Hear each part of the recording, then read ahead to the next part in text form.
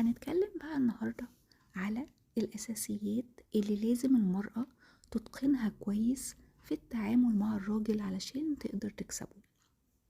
أول حاجة يا جماعة التقدير. مهم جدا إن المرأة تقدر كل حاجة الراجل بيعملها لها، صغيرة أو كبيرة، تشكره وتمدحه وتحسسه قد إيه هو قدم لها حاجة كبيرة جدا جدا بسطتها في الحياة، عشان ده بيفرق جدا جدا معاه. تاني حاجة المدح في كل الأوقات. المدح يا جماعة بيسعد الراجل جدا وبيحفزه وبيديه ثقة كبيرة في نفسه.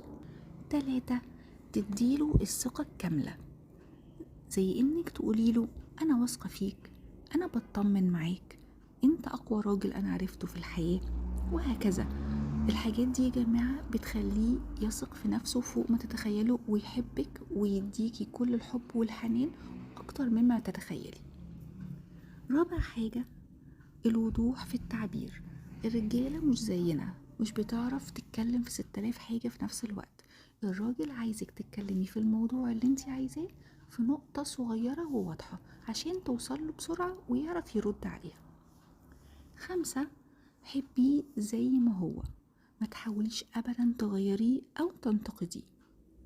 مهم جدا يوصله احساس ان انتي متقبلاه زي ما هو بشكل كامل، عشان هو كده كويس وحلو في عينيكي على الاقل. طبعا شجعيه دايما، التشجيع بيفرق جامد جدا جدا في نفسية الراجل يا جماعة.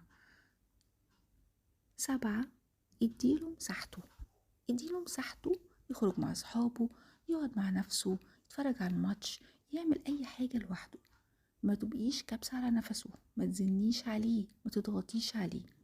وفي النهاية انا عايزة اقول ان عقلانية الراجل ودعم واحتوائه للست يا جماعة بيحببوا فيها زيادة وبيحببها فيه زيادة.